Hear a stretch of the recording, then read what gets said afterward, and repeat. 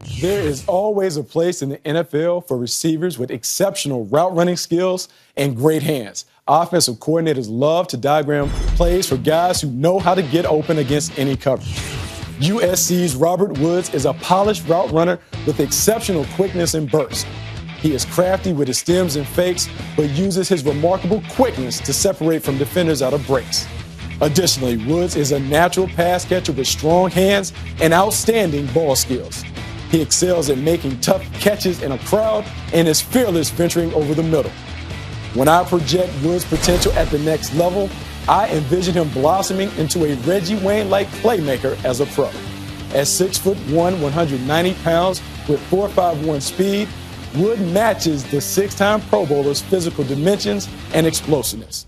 Wayne, who was the 30th pick in the 2001 draft, has topped the 1,000-yard mark 8 times in his career and developed into one of the game's top receivers after playing in the shadow of Marvin Harrison during his first few years in the league.